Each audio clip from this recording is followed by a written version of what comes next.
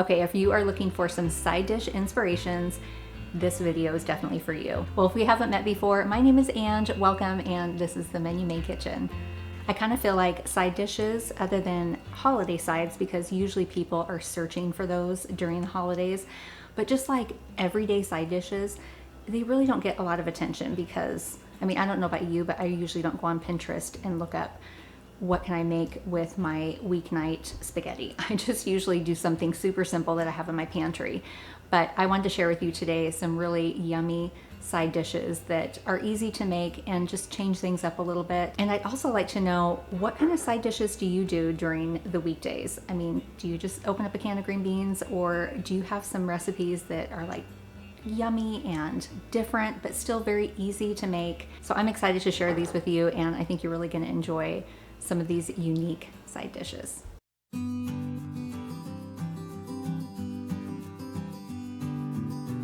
All right, so for our loaded cauliflower casserole, I've been making a lot of salads lately. Okay, we started with the bacon, and I just cooked this in the microwave on high for about 5 or 6 minutes until it was crispy, and then I just broke it up into pieces. So this is 3 slices, and I know it doesn't look like a lot, but it'll be plenty once we get everything pulled together. So I'm gonna set this aside, and we're gonna get our cauliflower ready. I just like to go through and kind of break off these long stems first. And then instead of trying to go in with my knife and cut down the center, I just cut the entire thing in half. I just kind of set it up like this, and I just chop it in half. And I just feel like it's so much easier than trying to remove the stem the other way. And then I just go through with my knife and cut out that core. If there's other ways, please share in the comments with me. That would be the oven. It is ready. I've watched videos where they take it and like smash it down and it breaks apart. That doesn't work for me. And actually, I think I hurt my thumb doing that. So I was like, okay, we're going back to old school. So I'm just going to get these into like little, floret pieces, and then we're going to get them in a bowl and into the microwave.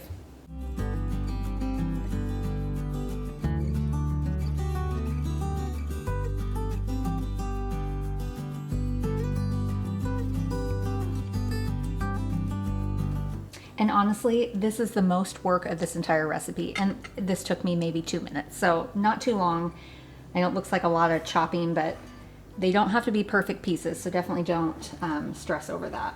Okay, so I'm just going to add all my cauliflower here to the bowl, and then we're going to be adding in just a little bit of water.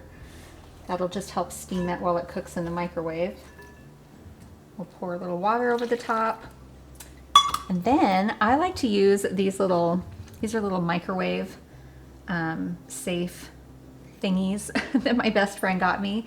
And instead of using plastic wrap, I just cover it with that. And then when I pull it out of the microwave, I can flip it over and use the like ridgy side to grip it, but I usually just pull it out of the microwave like this, and it just makes it super simple. So I'm gonna put this in the microwave, and this is gonna cook for about 10 minutes until the cauliflower is tender. All right, so while the cauliflower cooks, hopefully we're not competing too much with the microwave noise, I'm gonna make the kind of the creamy cheese sauce. So I've actually added all these ingredients into the bowl with the warm cauliflower and tried to stir it in that way, but I just find it's much easier to mix it all up first, combine it, and then add it to the cauliflower. So I've got about 3 ounces of cream cheese. This is room temperature cream cheese, and actually it's super soft. And then I'm going to add in about 1.25 cups of cheddar cheese. So on my website, it actually calls for 1/2 cup of mozzarella cheese and 3/4 cup of cheddar cheese, but I didn't have any mozzarella. We actually had pizza last night, and so I used it. But that's okay, because you can use really any kind of cheese you want. And then I'm also going to add in about 1.5 teaspoons of ranch seasoning mix. I'm all out of my homemade, so I had a little bit of this left, and it's delicious, so we're just going to add this in. And this just gives it really good flavor, kind of that. It's got some garlic and onion powder in there. It's really yummy. And this is going to be pretty salty with the bacon, but we still need to add some salt. So we're going to do 1/2 teaspoon of salt, maybe just a scotch more. And then about 1/2 teaspoon of ground black pepper. All right, so I'm just going to take my spoon and just smush this all together. It's not going to be perfect because, like I said, once we add this mixture to the super hot cauliflower, it's going to just melt in there and get all gooey and creamy. It is I mean, you could eat it just like that. You don't even have to put it in the oven at that point, but we're definitely gonna put it in the oven and bake it so it gets nice and golden on top.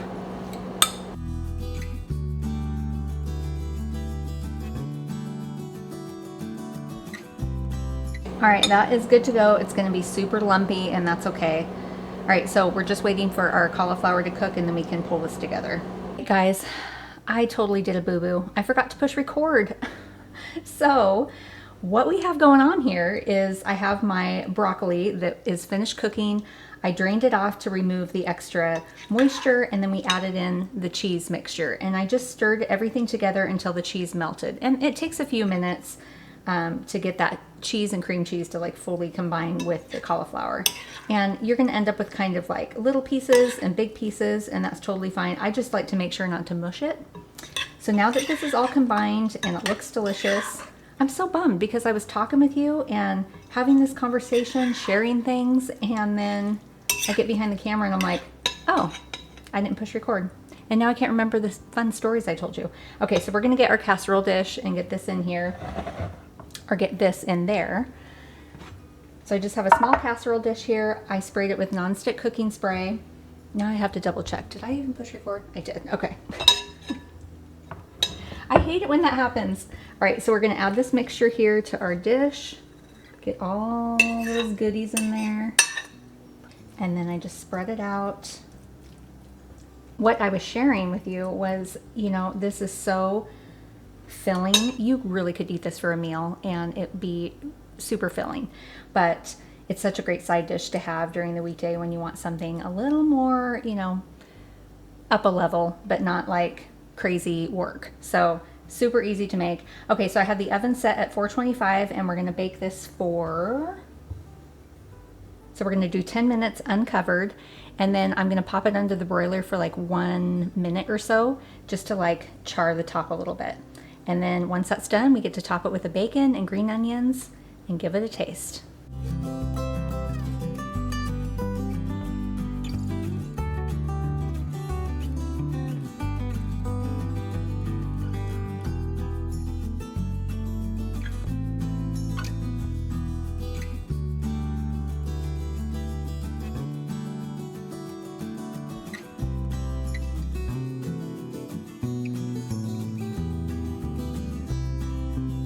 Okay, even though I have had this recipe many, many times, I still wanted to try it with you. It just smells so good. And once you add the bacon and the onions, and you can definitely add more cheese to the top of this, but I just think it has the perfect amount of like cheesiness and creaminess. It's just super, super flavorful. And it's very, very hot. Okay, let's just get one thing out of the way. Did you hear me say broccoli? Anyway, I actually had to go back because I'm like, how many times did I say broccoli and not cauliflower? They're just so close, right? I know some people are kind of like meh about broccoli. See? Cauliflower. Why do I have broccoli on the mind? I know some people are kind of meh about cauliflower, but if you make it this way, you'll just never go back. It is so decadent. You definitely feel like you're eating something special. It goes great with so many things. Pork chops, roasted chicken. You can make it with meatloaf or do some hamburger patties. It's just very versatile. And like I said, it's very easy to make. So it's the perfect like weeknight side dish that's just super yummy. I'm sure that you're gonna love this one.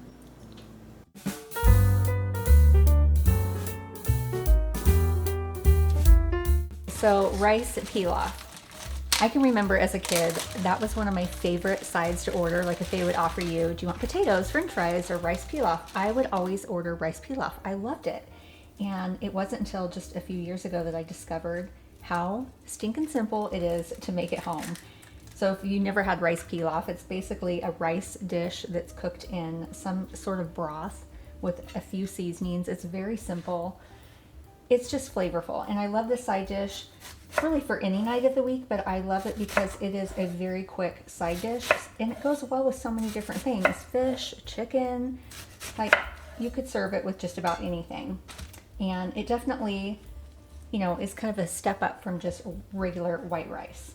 So I'm just gonna get some onion chopped up. I'm only gonna use about 1/4 cup. I just wanna add a little bit of onion flavor. We don't want much of it. And then we will move over to the stove because this is all the chopping that we have to do. It's a very simple recipe, like I said.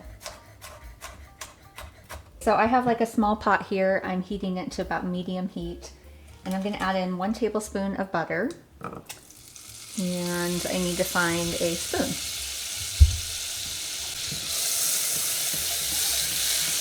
Okay, so we're just going to get our butter melted down, and then we're going to add in 1/2 cup of orzo. This is like little pastas, or it is pasta, it's just, it looks like rice. So traditionally, pilaf doesn't necessarily have to have orzo pasta.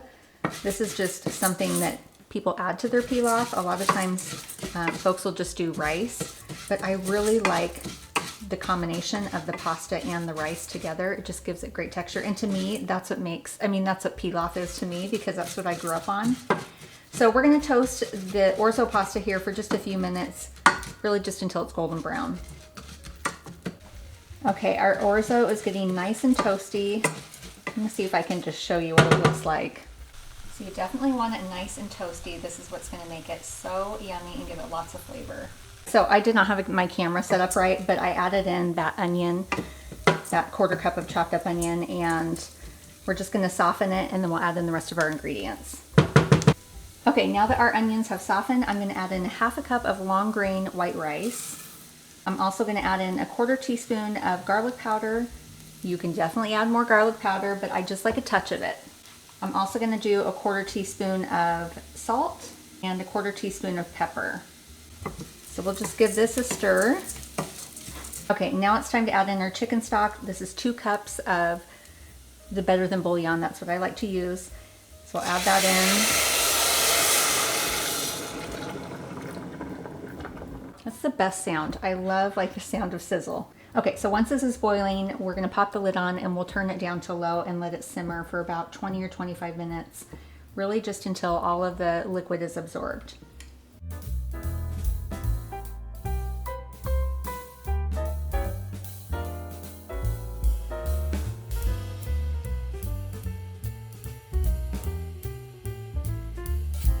I actually have not made this recipe in quite a while. It's been a few months, so I'm really excited to have this tonight. And I did have pork chops on my menu, but I think I'm gonna do maybe some chicken instead. But really, you can do any kind of protein. Grilled fish would be excellent with this. I did add a couple of tablespoons of fresh parsley just to kind of freshen it up a little bit, but that's totally optional. And then I actually saw another YouTuber do this with regular rice. They added grated Parmesan cheese to it. So if you want to just add like another level of flavor, that would be delicious. I'm always dropping stuff on here. It is amazing that just those few ingredients can transform pasta and rice into this flavorful dish. It is buttery, and the toasted pasta, that is key, making sure that you toast the pasta. And I actually, it's got a little bit more brown than what I would normally do, but I love it. It just, the flavor is even that much better. This is such a great side dish. I know you're gonna enjoy this. You have to try this. And if you don't have orzo pasta and you have all the other ingredients, just do rice and toast that up. It will be still so delicious.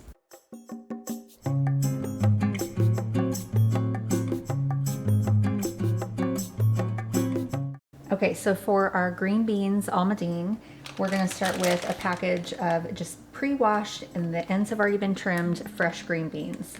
So I'm just gonna do a 12-ounce package because our family is small, but you can definitely do a couple of these if you have a larger family. So green beans almondine is basically, I mean, I think it's kind of a more jazzed up green bean side dish, but it's actually a French side dish, and it has obviously green beans, some butter, a little bit of onion, and some slivered almonds. That's where the almond part comes in. And we're also gonna add in some fresh lemon juice. It's just really tasty and has a lot of flavor, and it's super easy, so it's great for weeknights. So I'm gonna get my green beans into some boiling water because I wanna make sure to blanch these before we add them to our saucepan with the butter and the lemon and the almonds.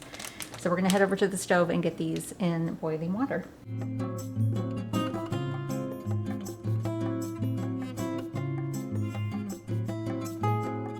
Okay, so while our green beans are over there boiling, which it'll probably take about 3 or 4 minutes, I'm gonna get some onion chopped. I'm just gonna do like less than a 1/4 cup. I just want a little bit of onion flavor.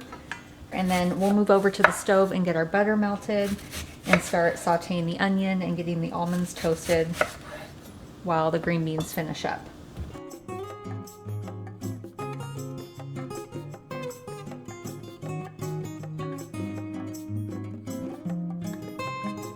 Okay, so I have my pan set at like a medium heat. I'm gonna add about 1.5 tablespoons of butter. I'm also gonna add in the onions that we just chopped up, which was probably more than I wanted to do. So I'm just gonna kind of basically do a little handful. So we're just gonna get this butter melted. And I'm gonna saute the onions just until they start to soften. And then we'll add in the almonds and we'll get those toasted. And I have about 1/3 cup of sliced almonds. You could even do slivered almonds, that would be fine too. I've used those before with green beans almondine.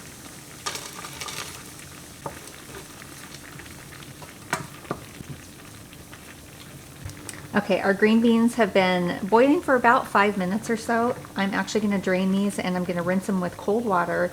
We'll drain them off a little bit, make sure they're not like dripping with water, and then I'll add them to our pan with the butter and the almonds. And then they'll continue to cook just a little bit more, but I definitely want these to be kind of crisp but tender.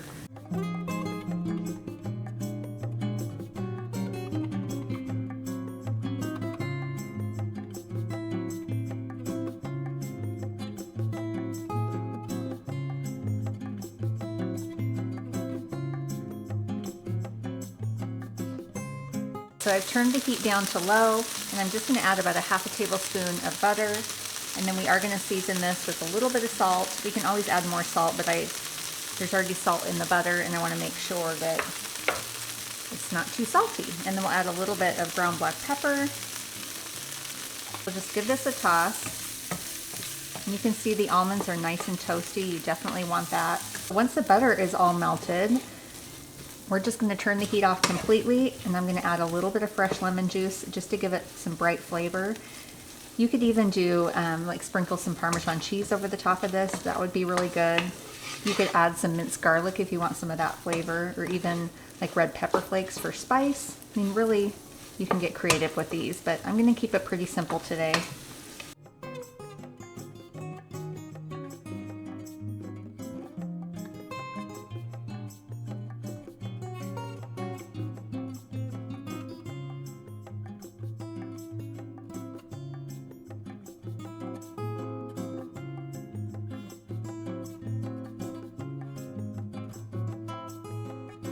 So I dished myself up just a little bit because I wanted to save some for my dinner tonight. But if I had it my way, I probably would have added like the entire lemon. My husband's not real big on lemon juice on top of vegetables, and I just love it. I think it adds such freshness.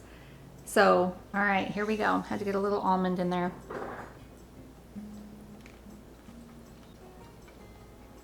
If you are a big fan of green beans, you will love this like jazzed up version. The toasted almonds make it in that little bit of onion flavor. It's not much. You really don't even know that it's in there because they kind of mix in with the almonds. But if you don't like green beans, I suggest you trying them this way because they're just so delicious. There's nothing boring about these. And one thing that you can do, because it's always kind of hard to like eat a really long green bean, but you can always cut these up into like smaller bite-sized pieces and boil them and saute them that way. You don't have to leave them whole. I just wanted it to be really easy. The whole idea is to have easy kind of weeknight side dish recipes that you don't have to fuss over. I think you're really gonna enjoy this. These are just fantastic.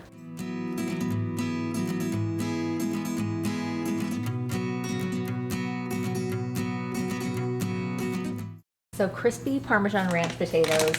You guys, this is such a great side dish. It's perfect with grilled chicken, grilled fish, or even steaks. We're gonna have some steaks tonight, so I thought this would be perfect. So we're gonna start with this bag of little red potatoes. I'm actually only gonna do probably half of this bag because it's just my husband and I tonight. And I'm just gonna get the potatoes cut in half. It says that these are already pre-washed, but I usually wash them anyway. So I'm gonna get these rinsed just to make sure there isn't any like excess dust or anything on them. Okay, so I've got these all washed, and just to like confirm the ingredients, I'm gonna do about half of this recipe. So on my website, you'll use the entire bag of potatoes. So for all the ingredients that I'm going to be putting in, just know I'm having that. And the great thing about this recipe is we don't have to mix any kind of seasonings or anything like that together. I'm just going to put all of these potatoes in a bowl, and then I'm going to add my oils and butter and seasonings, toss everything together. It's just so quick. And the best part is you don't even have to stir it halfway through when it's in the oven. We just put these on the sheet pan, we let them roast, and they're done. It's so great. It's just a fantastic recipe to have, great for busy weeknights, and when you're still kind of craving like a yummy potato, but you don't want to have to take the time to make potatoes, this is just super fast. Okay, so we've got our large bowl here, and I'm just going to add in all of my baby potatoes. Got some runaways here. And then for our seasonings, really simple. I'm going to do about a half a tablespoon of olive oil. I'm also going to do 1 tablespoon of melted butter. I really like the flavor of the butter with these potatoes, but you can definitely do all olive oil or even avocado oil if you want something a little healthier, but these aren't necessarily the healthiest. And I've got some ranch seasoning mix. This is just a homemade version that I have on my website, but you can definitely use just the regular ranch packets. So we're just going to do about 1 tablespoon of this ranch seasoning mix. We're also going to add in a 1/4 cup of grated Parmesan cheese. Definitely got to have the Parmesan. These are crispy Parmesan potatoes after all. And then I am going to add, even though the ranch seasoning has some pepper, I'm going to add a little more black pepper. And that is it. We're just going to give this a toss, and then I'll show you how I put them on the sheet pan and get them into the oven.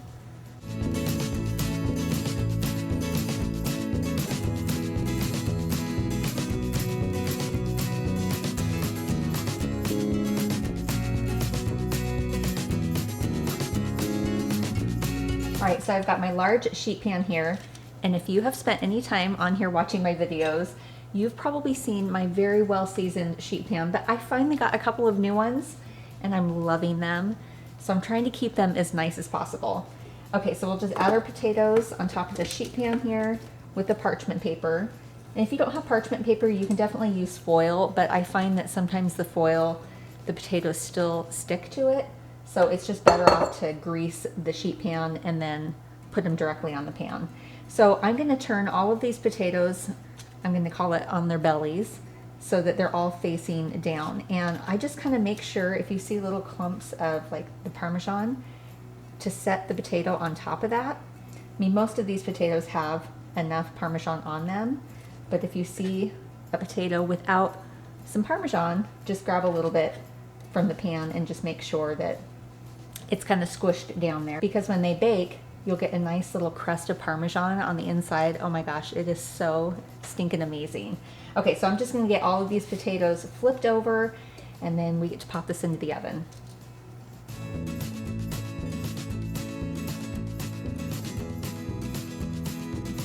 So we're gonna add this to a 425-degree oven. We're gonna roast these about 30 to 40 minutes.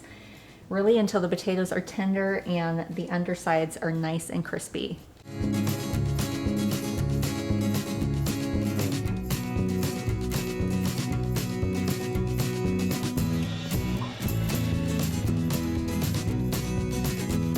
Check these out. They're super crispy. So like I mentioned, I am going to be making some steaks tonight, but I wanted to try these with you. I love this recipe because, like I said, everything goes into the bowl, you mix it in, you throw it on the sheet pan, and you don't even have to stir it halfway through. It's just so easy and absolutely delicious. If you've ever seen like the viral Parmesan potato, what I love about these is I don't even have to go through and smash them. I can just throw them on the pan and that's it. So we're gonna try this one because it's nice and crispy. Every time I make these, they're just as delicious as the first time. And the potato is so buttery and perfectly cooked on the inside. These are actually a little bit smaller than what I've done in the past. So they actually only cooked for about 25 minutes and they were done. So kind of depending on the size of your potato, I would say anywhere from like 25 to 40 minutes. I'm gonna try a little bit of ranch. Yum. so, so good. I'm really excited for you to try this, and don't wait for like the weekend when you think you have more time, because fast and easy and super delicious. Okay, well, I hope that you found some inspiration today with all of these side dish recipes. I'm excited to know which ones you would try first. So don't forget, all the recipes can be found in the descriptions. And if you're new here, I'd love for you to be part of my YouTube family, so make sure to subscribe. I hope you have a really blessed week, and we will see you next time.